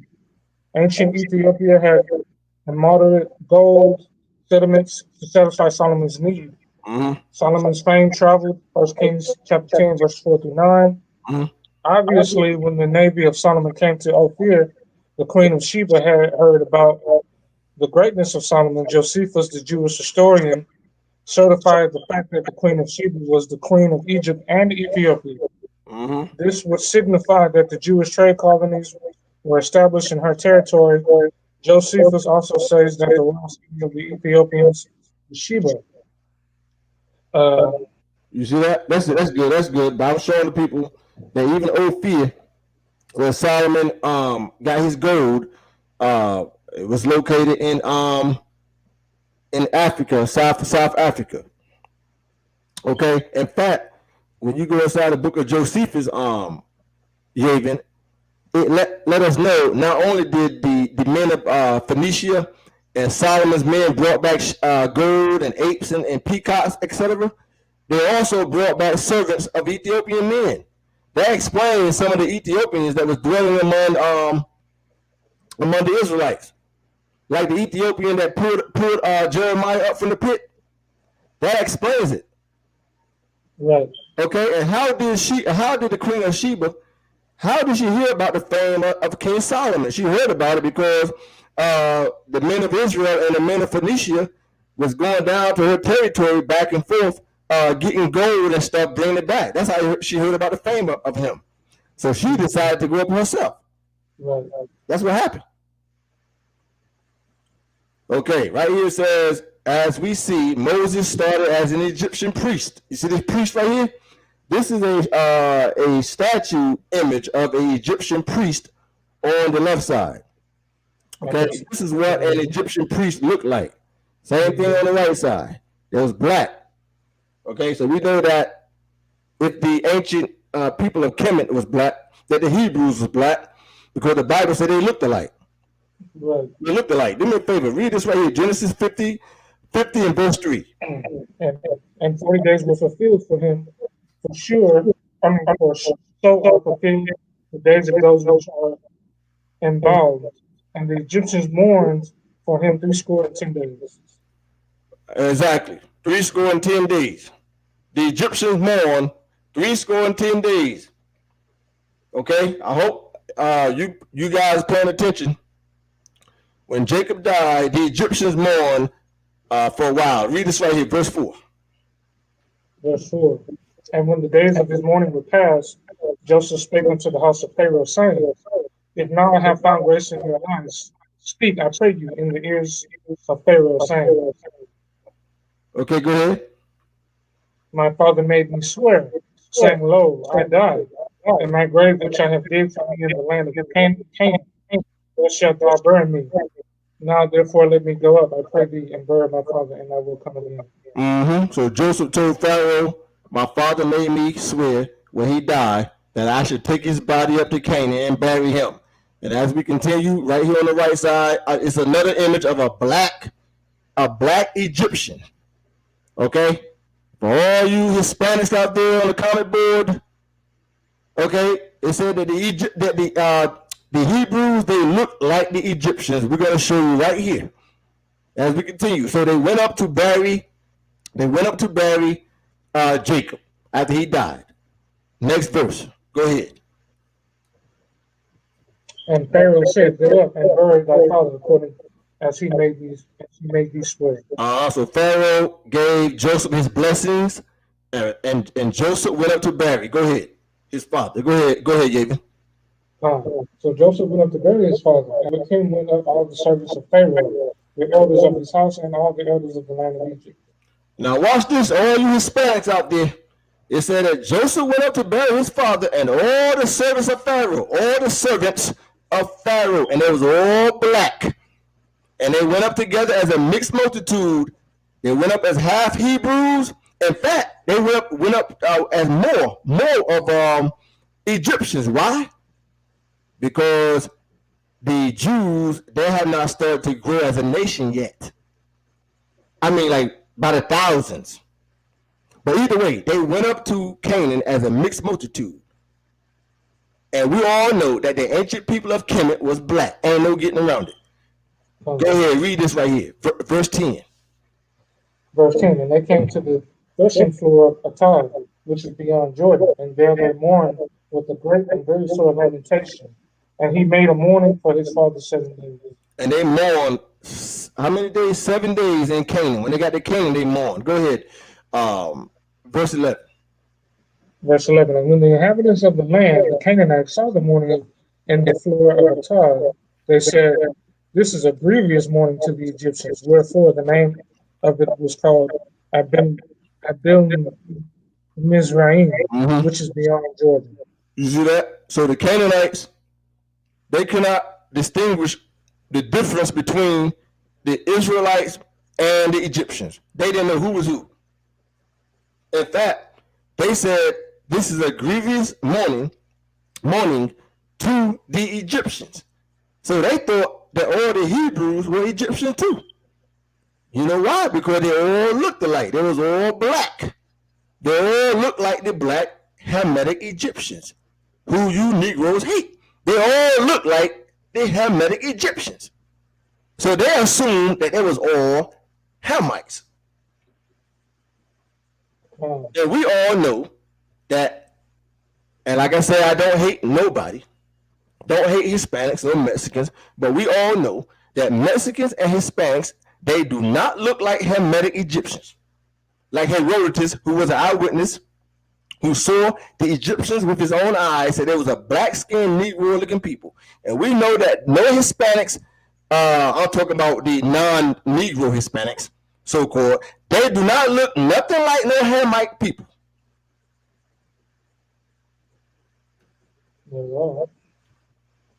This is Seti, as we continue. Seti, father of Ramesses II. Now look at Seti. Look at his mummy. What kind of man do you see right there, Yavin? Black man. A black man.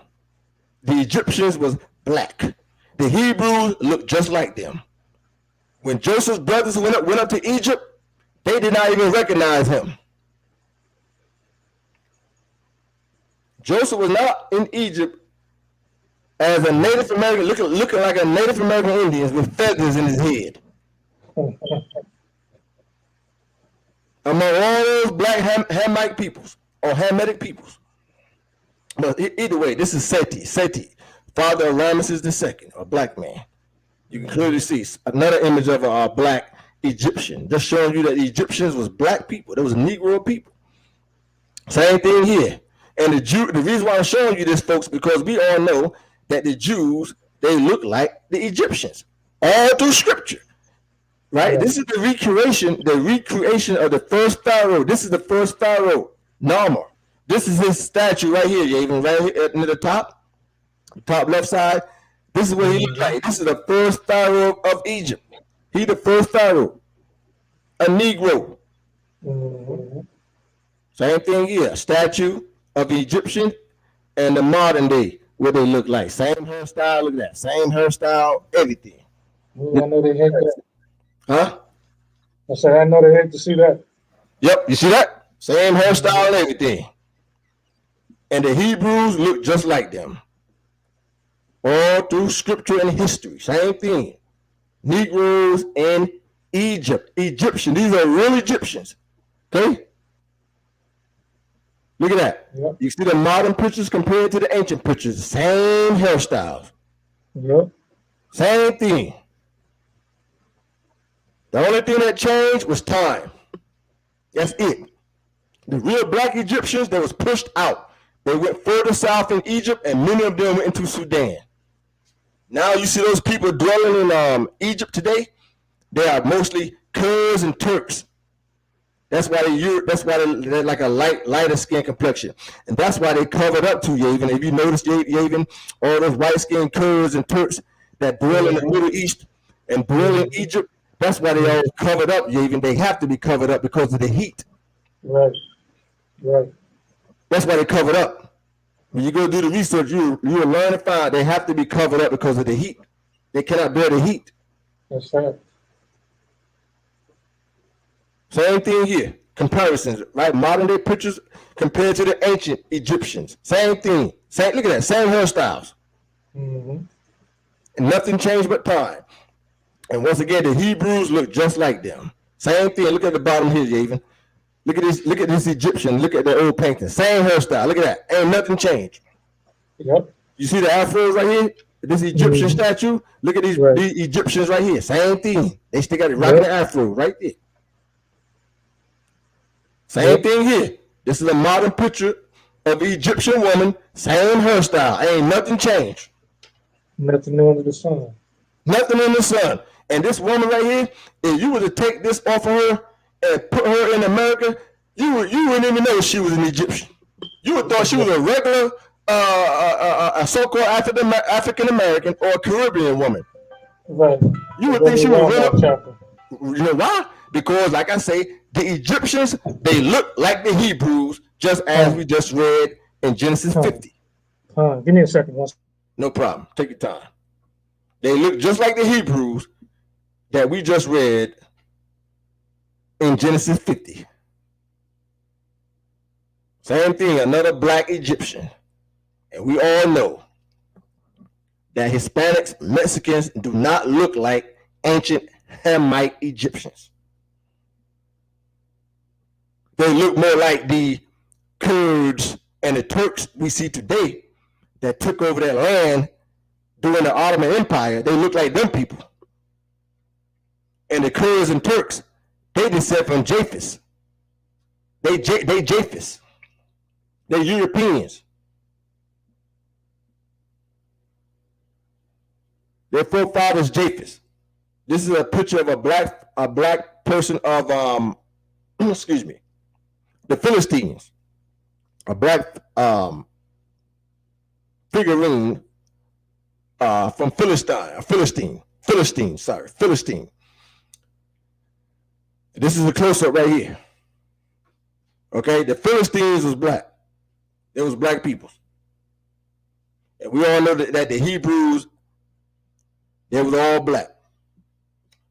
All those nations in that region was black. Siege of Lachish. It says right here at the bottom.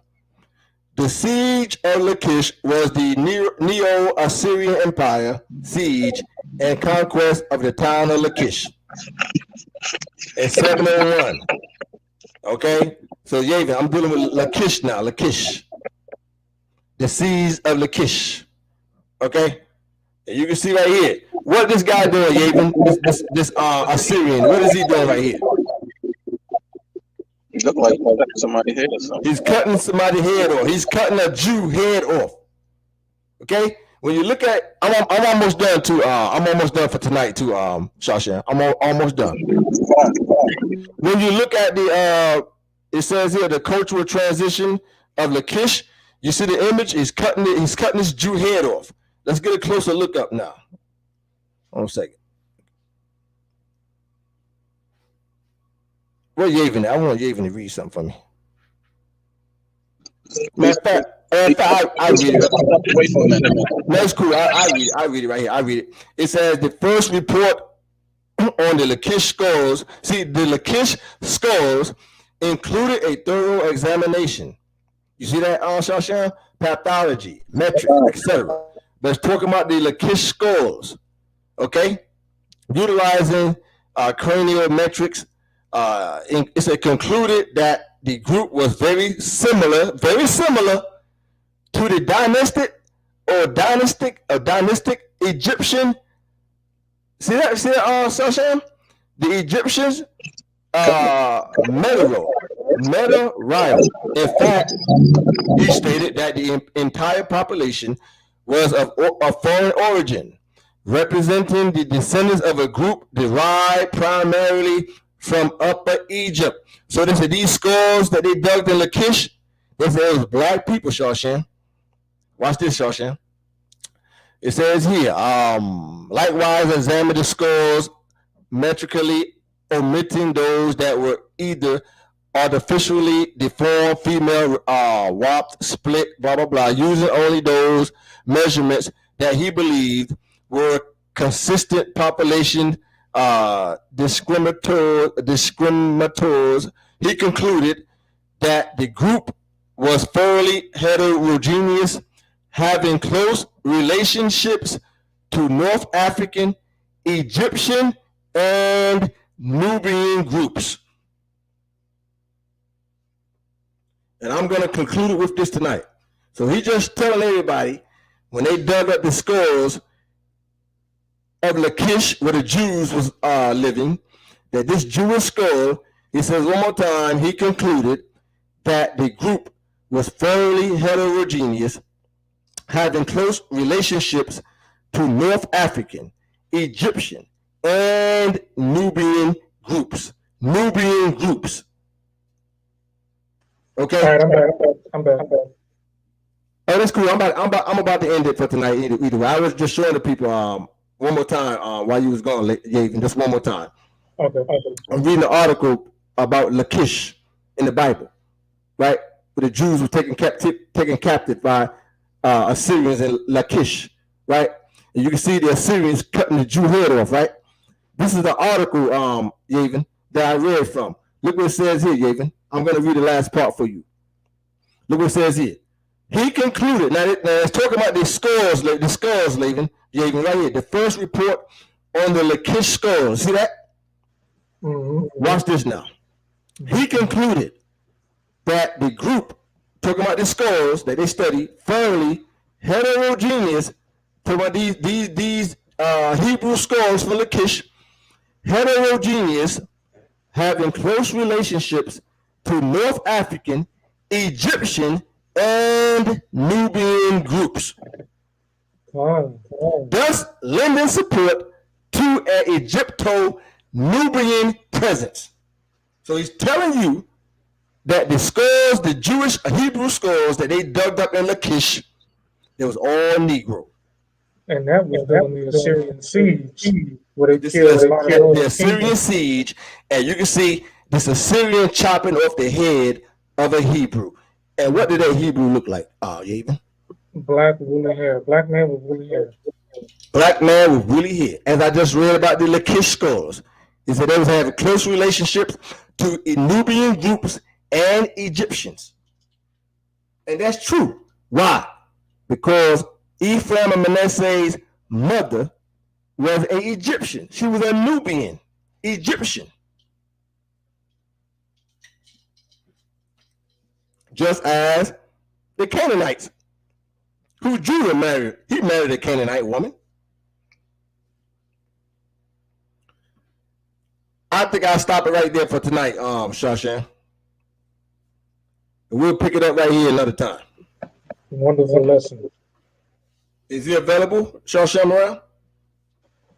In the meantime, you want to say something, Yavin? No, you just bring out a lot of resources, a lot of one-hit recorders. You know what I mean? Ready? The Lachish, skulls of Lachish. Mm-hmm. I mean, it's beautiful. I mean, even in the Hebrew, when Esau being described, right. it gives a reference to a rugged horse.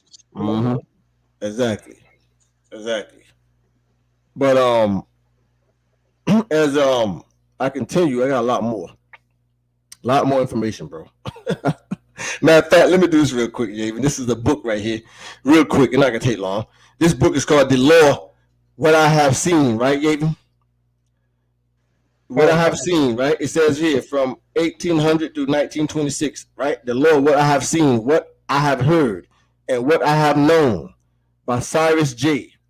This is an old book right here, Yavin. This was printed in 19. Let me see what year. It was printed in 18 something. I can't really see it right now. 18 something.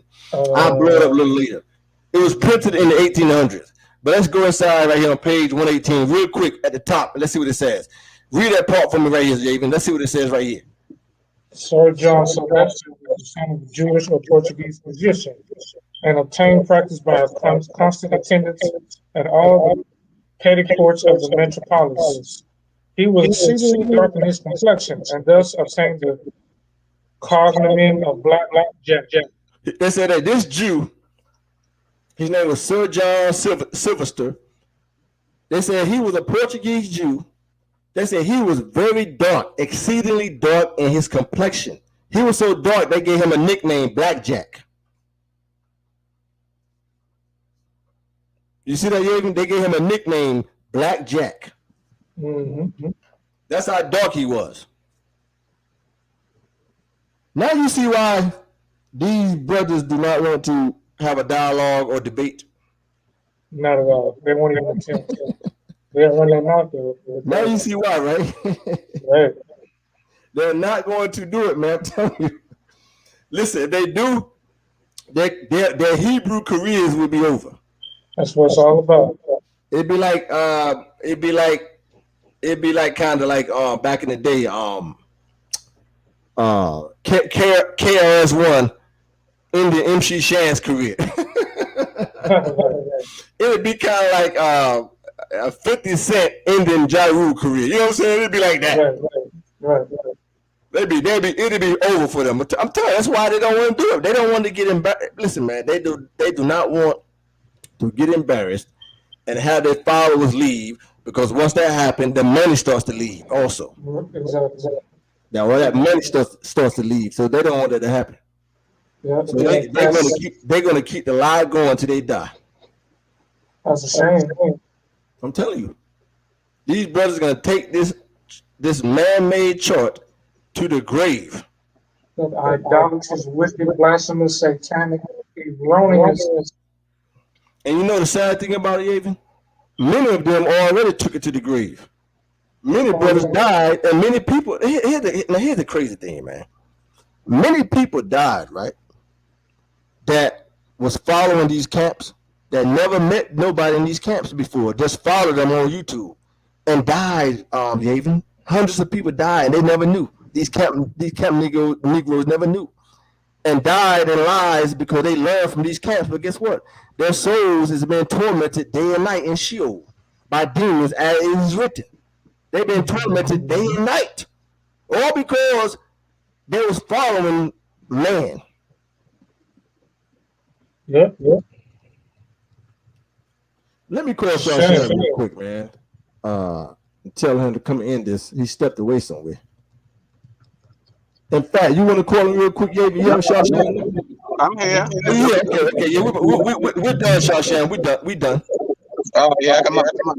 Because I'm not engine loud. Okay. Yeah, we done, man. You can end it. I say grace and peace, man. I hope people got edified tonight. We'll do another series another night. I'm not sure what week, but I'll be back again to give more information to prove that we are still black. We never did a metamorphosis. Israel always been black. So far, we haven't had nobody challenge anything we brought out. And I know people watching, they like deers, Yavin. You know how people say something and the deers be drinking water and they pop their head up and start looking. They watching, trust me. They're not gonna say they watching though, but they watching. Right. You want to say something, Yavin? No, exactly what you said. They watching, but you know, they're wicked as hell because you know they'll keep pushing that lie to the masses, knowing it's a damn lie. They like roaches, man. When the light goes, for filthy lucre's sake. I mean, exactly. Like, tell the truth and get you a skill set or something and tell the truth. Why do you want to make your career off of telling lies and shit? That shit weak. Right. Whoever listening. That's why they're not going to step up to the plate, Sean. They're not going to do it. They like the roaches, man. You know how you turn the light on and the roaches get still and the roaches be like, what? Wait, let's see. Let's see if he see us. Let's see if he see us. Right. Like, that's how they are. Listen, they watching, right? But they're gonna be quiet. Don't say nothing. Don't keep quiet. Don't say anything. Don't just keep quiet. Don't say nothing. Right. That's why everybody's silent. That's why they're not challenging us, bro. Right. But that's what I want to say. Beautiful presentation. Show online. What it do? Yeah. I'm out, man. Grace and peace. Shalom. Most I bless.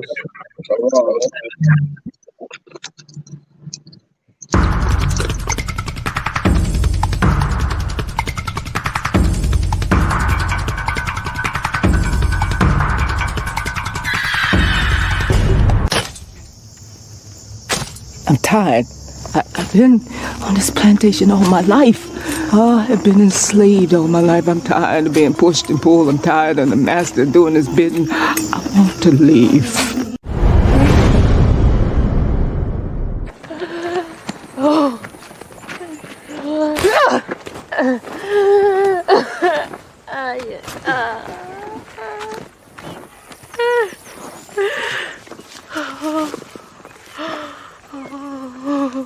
You done this to yourself, Pats.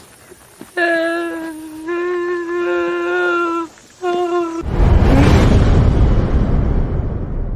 know why we not afraid? What? He's great in turban. Turban's destruction. Y'all think it come back in all peace? You got another thing coming. So we out here fighting for our brother. We ain't marching saying, yes, we can. No justice, no peace. Go! Fight for your sons and your daughters. I'm not rap too tight. Got 400 years on my back. I'm angry dog, I'm black like that. Won't contact with you whites. And all the niggas I stand here with, they share my same sentiment. I'm fucked up tonight. Won't kill my brothers no more. Want all the smoke, motherfucker, popo. This is my battle cry. Whoa. Isaiah 14:21, that ancient version of that gun that fall. They stole our name, they stole our shit. We real Judites, motherfucker Jewish. We lords. Generals, arm your soldiers. We fight tonight like we supposed to. They inherited lies. I'm referring to all whites. I'm referring to riches, white privilege, given through genocide. And they gotta pay for that. God say Jacob gon' take it back. I cry aloud, I spare not. This good bread, my sharecrop. This lily grew through concrete. We march to our own drum beat. We the chosen. No inclination to kick it with y'all. Raise Babylon to the ground, then watch it fall. Obadiah said you'll be wiped up for theft. These are just words, worry about what come next. It's for Negroes, Latinos, we better than all, not equal. My natives no red dot that feather. Me primo be smooth like that leather. Until it's time to bring the war dogs out, put the headdress on. War paint and I'm not wrapped too tight. Got 400 years on my back. I'm angry dog, I'm black like that. Won't contact with you whites. And all the niggas I stand here with, they share my same sentiment. I'm fucked up tonight. Won't kill my brothers no more. Want all the smoke, motherfucker, popo. This is my battle cry. I got the spirit of grandfathers past. Front porch sitters, Nat Turner dangerous. A real life illustration of angry and that painting of Malcolm staring out the window with patience. One hand on the curtain, right hand on the AK spits. 47 rounds, all to bring down Satan. Same way Abel was killed by Cain. This will be an introduction from the fuck shit into the fire. Probably join the list of artists who died before they retired. Most High said I'm hired. Sire will never spit a line aimed at my kind, less meant to uplift. Toughness will be redefined in my rhymes. A squad of men with the spirit of God, with an affinity to point their weapons not at the brethren but at the enemy. Khaki-colored kids, baptized in the flames of combat, fashioned in the trap we escaped. Our fate was to be great and noble. Moses reincarnate, so be hopeful and know I bring word from A and O to Pharaoh and white folk. Let my people go, cause